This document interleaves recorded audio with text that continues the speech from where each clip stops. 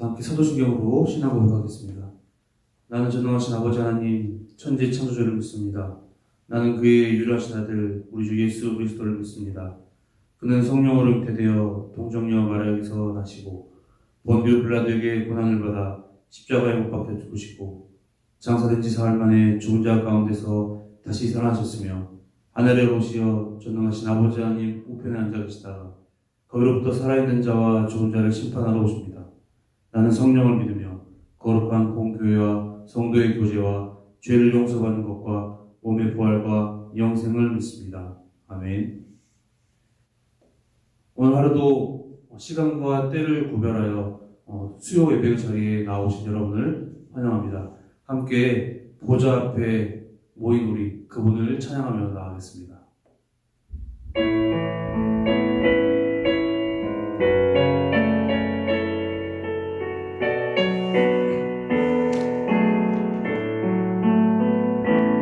우리 보좌 앞에 모였네. 함께 주를 찬양하며 하나님의 사랑 그 아들 주셨네. 그의 피로 우리 구원받았네. 십자가에서 쏟으신 그 사랑 강같이 온 땅에 흘러 각 나라와 족속 백성 방언에서 구원받고 주 경배드리네.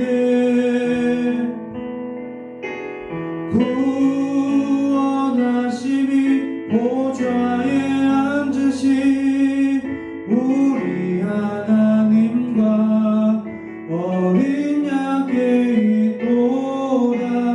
구원하심이 보좌에 앉으신 우리 하나님과 어린 양께 있도다. 다시 한번 고백하겠습니다. 우리 보좌 앞에 모였네. 함께 주를 찬양하며 하나님의 사랑 그 아들 주셨네. 그의 피로 우리 구원받았네. 십자가에서 쏟으신 그 사랑 강같이 온 땅에 흘러 각 나라와 족속 백성 방언에서 구원받고 주 경배드리네.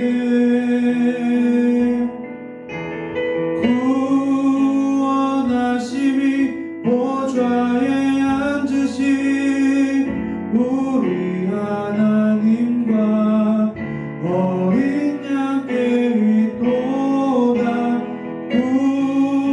구원하심이 보좌에 앉으신 우리 하나님과 어린 양께 있도다. 살아계신 주, 살아계신 주, 나의 참된 소망, 걱정 근심 전혀 없네. 사랑의 주네. 갈 길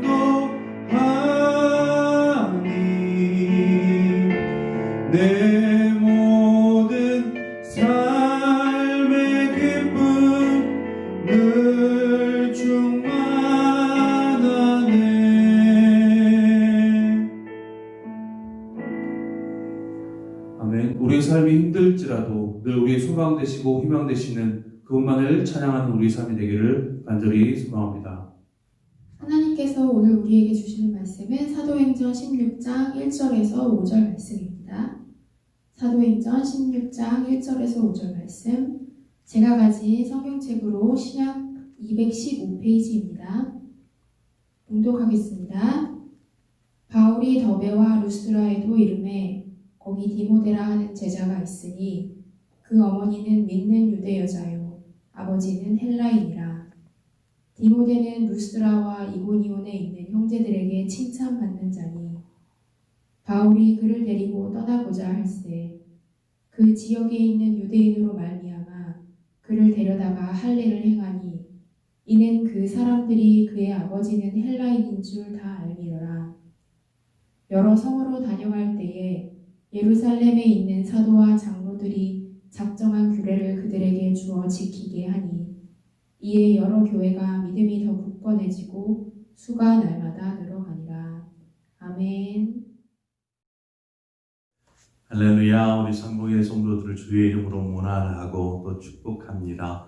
오늘도 수요 예배 가운데로 우리가 나아갈 때에 하나님께서 우리에게 말씀하시고 우리의 믿음과 삶을 새롭게 인도하여 주실 줄 믿습니다. 그간에 우리가 사도행전을 살펴보면서 갈라디아 지역에서 있었던 일들이 곧 사도 바울의 1차 전도 여행 때 있었던 내용들이었기 때문에 우리가 사도 바울의 1차 전도 여행을 살펴보았습니다. 그러니까 중요한 것은 갈라디아 지역에서의 사도 바울의 전도의 행적들을 우리가 훑어본 것이죠. 그렇게 AD 48년에 1차 전도 여행이 마무리가 됩니다. 2년 동안의 1차 전도 여행이었죠. 그리고 그 이후로 2년을 있다가 AD 50년에 2차 전도 여행을 사도 바울과 바나바가 계획하게 됩니다. 그래서 2차 전도 여행을 AD 50년에 이제 시작하게 되는데 그 내용이 오늘 본문의 내용입니다. 그래서 오늘 본문으로부터 2차 전도 여행이 시작이 되는 것이죠. 2차 전도 여행을 계획한 목적이 있습니다. 그 목적을 성경에서 분명히 이야기하고 있는데 사도행전 15장 36절에 가보면 2차 전도 여행을 계획한 목적이 무엇인가 나오고 있습니다. 며칠 후에 바울이 바나바더러 말하되 우리가 주의 말씀을 전한 각 성으로 다시 가서 형제들이 어떠한가 방문하자 하고, 이 구절에서 찾아볼 수 있듯이 2차 전도 여행의 목적은 형제들이 어떠한가 알고자 함이었습니다. 즉 1차 전도 여행 중에 복음을 전하고 또 믿는 복음을 받아들이고 예수 그리스도를 믿게 된 사람들을 모아서 교회를 이제 세우는 것이죠. 개척한 교회들. 이러한 교회들을 2차 전도 여행을 통해서 다시 한번 방문해서 믿음으로 잘 세워져 가고 있는지, 교회가 잘 세워져 가고 있는지를 알고자 함이었다라는 것입니다. 코로나 사태로 인해서 우리가 비대면 예배가 계속되고 있습니다. 그런데 오늘 본문의 말씀을 제가 묵상하다가 이 말씀이 제 마음에 와 닿았어요. 형제들이 어떠한가? 우리는 우리 성도들이 지금 어떻게 잘 지내고 있을까? 이러한 마음 생각. 전화를 하면 잘 있습니다 라고 이야기하는데 믿음 안에서 그렇게 잘 생활하고 있는지, 바로 이 마음이 바울과 바나바의 마음이지 않았을까, 이러한 생각이 들었습니다. 그렇게 바울과 바나바가 2차 전도 여행을 준비하지만 결국에는요, 바울과 바나바가 의견 충돌이 있었어요. 마가 요한의 문제로 인하여서. 그래서 2차 전도 여행은 따로 분리되어져서 가게 됩니다. 그래서 사도 바울과 실라가 2차 전도 여행을 하게 되는데 오늘 본문을 보면 갈라디아 지역이 다시 한번 언급이 돼요. 그래서 오늘 2차 전도 여행 중에 있는 갈라디아 지역에서의 다시 한번 제자 방문의 내용들을 좀 살펴보려고 합니다. 더베와 루스드라, 이고니온, 그리고 안디옥, 이곳을 바로 이 갈라디아 지역인데 이곳을 방문한 내용을 기록하고 있습니다. 2년 만에 믿음의 사람들을 다시 만나는 것, 이것이 사도 바울에게 얼마나 큰 기쁨이었을까요? 저도 속히 우리 삼봉의 성도들을 만나기를 소원합니다. 바울처럼 2년이라는 시간은 아닐지라도 몇 주가 몇 달 같고 몇 달이 몇 년 같은 그러한 느낌이 들어요. 그러한 마음이 듭니다. 우리가 기쁜 낮으로 다시 만날 수 있도록 믿음 안에서 승리의 삶을 사시기를 바라고, 만났을 때에 이 믿음으로 살았던 삶에 대한 아름다운 간증들이 우리 성도들의 삶 가운데 풍성하기를 축원드립니다. 바울이 2차 전도 여행에 있어서 갈라디아 지역을 방문한 내용은 굉장히 짧게 5절로 정리를 하고 있는 것을 볼 때에 그렇게 중요하게 다루지 않은 듯 보입니다. 그 외에 이제 새로운 전도지에서 일어난 내용들을 대체적으로 사도행전에는 다루고 있습니다. 아마 갈라디아 지역에 방문했을 때에는 이제 새롭게 전도하기보다는 성도들을 말씀으로 교훈하고 믿음 안에서 굳게 세우는 그러한 사역을 주로 이 지역에서는 했었던 것으로 보입니다. 지금 사도 바울이 가는 곳 중에는 루스트라라는 곳이 있습니다. 이 루스트라, 오늘 본문의 내용이 루스트라가 중심으로 이루어지는데, 이 루스트라 지역이 어떠한 곳입니까? 사도 바울이 1차 전도 여행을 할 때에 이 루스트라 지역에서 돌에 맞아서 거의 혼절하게 되는, 죽음의 이를 위기까지 가는 그러한 충격적인 사건을 경험했던 장소가 이 루스트라라는 곳입니다. 그렇게 죽을 뻔했었던 장소를 다시 가는 것이죠. 우리가 그러한 말이 있잖아요. 트라우마라는 말이 있습니다. 트라우마.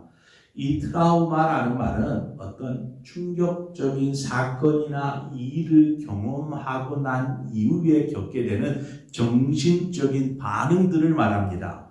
예를 들어서 두려움이나 불안, 공포, 어떤 일에 대해서 이러한 긴장, 이러한 것들을 느끼게 되는 것이죠.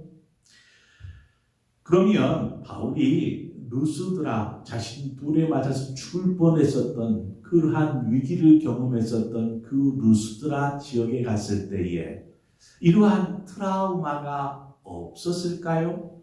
한번 생각해 보았습니다. 루스드라 지역에 갔을 때 또 어디서 또 어떤 사람들이 자신을 향해서 돌을 던지려고 하지는 않을까? 그래서 사람들을 피하고 싶은 마음들, 두리번거리면서 어떻게 사람들이 나를 보고 있지는 않은지 이러한 생각이 들지는 않았을까? 그런데 이에 대한 언급은 없었습니다.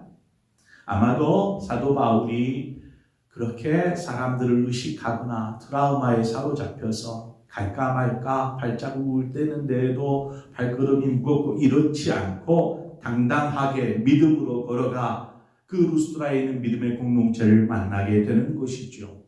우리도 살아가는 동안 이러한 아픈 기억이 있을 수 있습니다. 어떤 충격적인 일들을 경험해서 그것이 자신의 삶의 큰 흔적으로, 아픔의 흔적으로 남아서 생각날 때에, 또 어떤 그런 환경에 처할 때에 그 아팠었던 기억들이 되살아나서 우리를 괴롭힐 수도 있습니다. 이러한 것들을 아마 의지적으로 아니면 우리의 힘으로 어떻게든 이겨내보려고 노력했을 테지만 여전히 잘 되지 않았을 수도 있습니다. 우리가 이러한 일들을 겪었을지라도 하나님이 함께 하심을 믿고 이러한 드라마를 이겨내어야 합니다. 이러한 충격적인 일들을. 성경은 얘기를 하죠. 너는 마음을 강하게 하고 담대하라. 내가 너와 항상 함께 함이니라 말씀하고 있지 않습니까? 그러므로 우리 담대하게 하나님이 주시는 그 힘으로 이러한 아픈 기억에 사로잡혀서 의미 없는 그러한 시간을 흘려보내지 말고 이때를 담대하게 극복하고 일어나야 될 줄 믿습니다. 우리 그러한 충격 가운데 있었던 우리 성도들이 있다라면 믿음으로 이겨내시기를 바랍니다. 바울은 루스드라에서 앞으로 바울의 사역에 있어서 큰 역할을 감당하는 한 사람을 만나죠. 믿음의 동역자, 바로 디모데입니다. 오늘 본문이 그것을 기록하고 있는데 디모데를 만나서 그를 사도 바울의 제자로 받아들이는 내용이 나오죠. 마치 모세에게 여호수아가 있었듯이 바울에게는 디모데라는 귀한 동역자가 있었습니다. 그러한 디모데를 제자로 삼은 것이 바로 2차 전도 여행 때인데 사도 바울이 처음 1차 전도 여행 때 루스드라에 가서 복음을 전할 때 그곳에서 아마 디모데가 복음을 전해 듣고 그리스도인이 된 것이죠. 그렇게 그리스도인으로 살다가 2년이 지나 다시 만났을 때에 이제 그때서야 사도 바울이 디모데를 보고 그를 제자로 받아들이는 내용입니다. 2절의 말씀을 한번 보죠. 본문 2절에 보니까 디모데는 루스드라와 이고니온에 있는 형제들에게 칭찬받는 자니 라고 디모데를 소개하고 있습니다.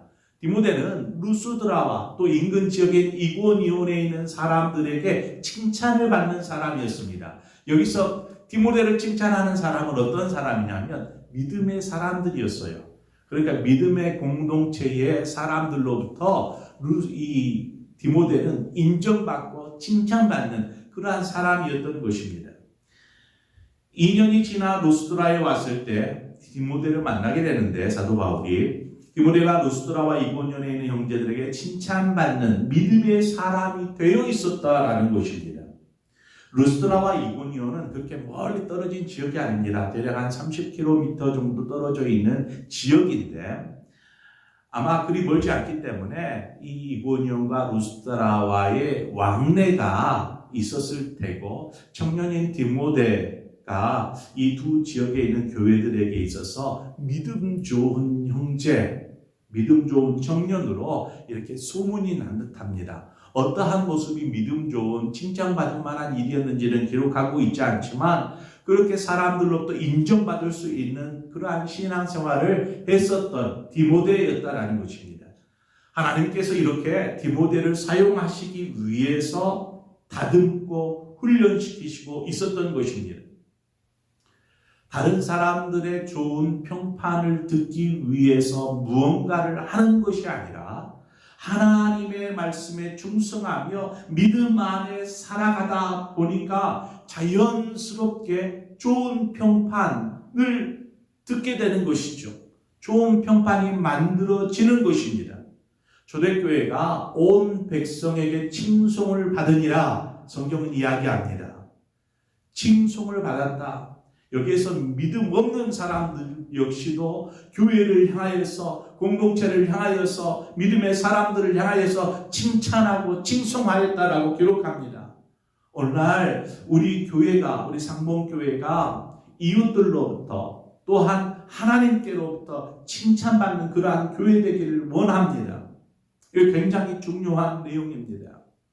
오늘 본문 3절 중반을 보면 그 지역에 있는 유대인으로 말미암아 그를 데려다가 할례를 행하니 바울이 디모데를 제자로 받아들였는데 청년 디모데에게 지금 할례를 행한 것을 볼 수 있습니다. 할례는 유대인들이 이제 아이를 낳으면 8일 만에 이제 할례를 행하게 됩니다. 그런데 디모데는 할례를 행하지 않았습니다. 그 이유는 디모데의 아버지가 이 유대인이 아니고 헬라인이었습니다. 헬라인 아버지와 유대인 어머니 아래서 태어났기 때문에 아마도 나면서부터 할례를 행하거나 그러지 않았던 것 같아요. 그런데 사도 바울이 디모데를 제자로 받아들이면서 그에게 할례를 행하게 합니다. 왜 그랬을까요? 그것은 복음을 위해서였습니다. 복음을 위해서. 바울이 복음을 전할 때 이방인들을 위해서 분명히 세움을 받았다라고 성경은 이야기하지만 이방인뿐만이 아니라 흩어진 유대인들에게도 동일하게 복음을 전하는 것을 보게 됩니다.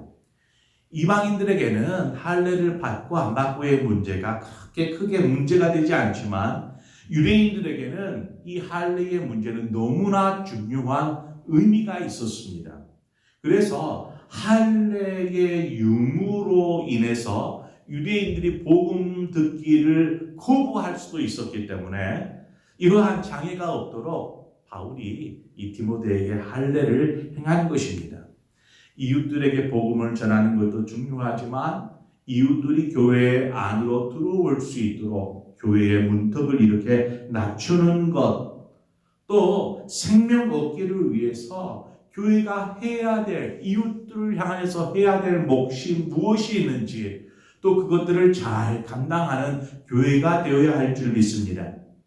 바울 자신에게 돌을 던졌던 유대인들에게 복음을 전하기 위해서 이렇게 사도 바울이 자신을 하나님 앞에 드리고 또 디모데에게 그렇게 행하는 것을 볼 때에 바울이 얼마나 생명을 전하는 일, 복음을 전하는 일에서 물불을 가리지 않았는지를 우리는 알 수 있습니다.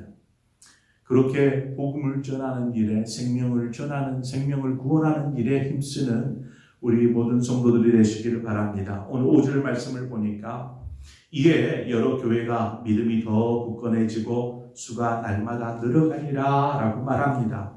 바울 일행이 갈라디아 지역에 다시금 재차 방문함으로 성도들도 활기를 띠게 되었고 더욱 믿음 안에서 굳게 세워졌으며 나아가 더 많은 사람들이 복음을 전해 듣고 교회로 돌아오는 기회가 되었던 것입니다.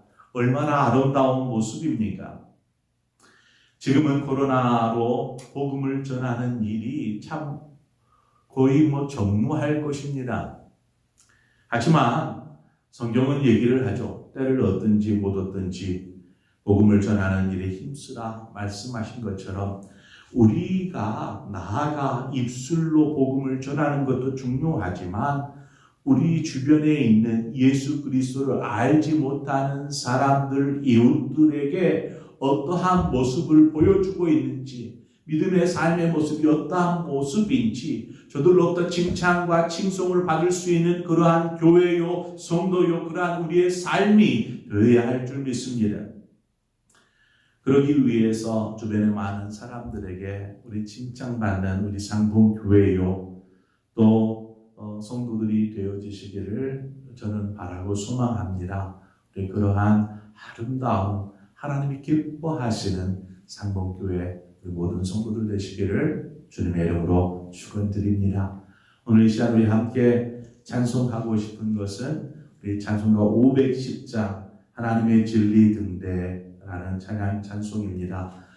우리 교회가 우리 성도들이 하나님의 진리 등대가 되어서 빛이 되고 소망이 되고 복음을 전하는 귀한 복음의 아름다운 교회로 세워지는 그러한 의미에서 이 찬양 우리 함께 찬송하도록 하겠습니다.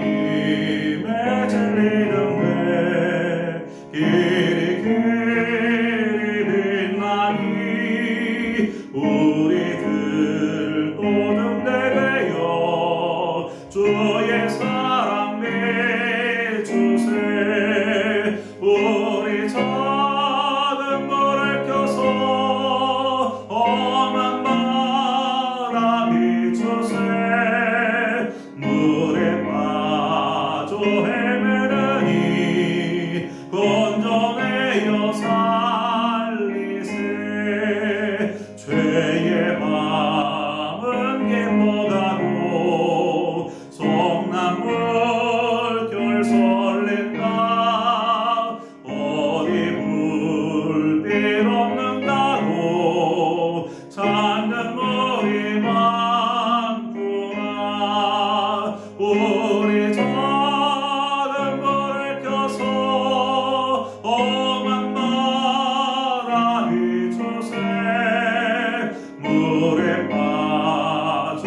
헤매느니 건져내어 살리세 너의 등불 거두어라 거친 바다 비춰라 빛을 찾아 헤매느니 생명선에 건져라 우리 작은 불을 켜서 험한 바다 비춰세 물에 빠져 헤매느니 건져내어 살리세. 이 시간 우리 함께 말씀을 생각하면서 기도하면서 하나님 앞으로 나아가기 바랍니다. 기도할 것은 하나님 우리가 칭찬받는 믿음의 모습으로 서가고 있습니까?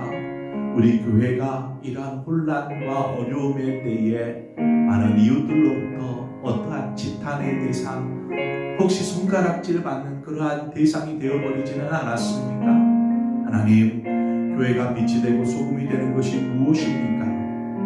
복음 안에 믿음 안에 우리가 굳게 서서 하나님이 기뻐하시는 우리 상봉교회요 상봉교회의 성도들 되어지기를 소망합니다. 우리 그러한 마음으로 하나님 우리 교회가 우리 성도들이 그러한 성도들 교회 될 수 있도록 우리 함께 기도하고 하나님 내가 그렇게 하겠습니다 하는 결단의 고백으로 시작 우리 함께 하나님 앞에 기도하며 나가도록 하겠습니다. 우리 함께 기도하겠습니다.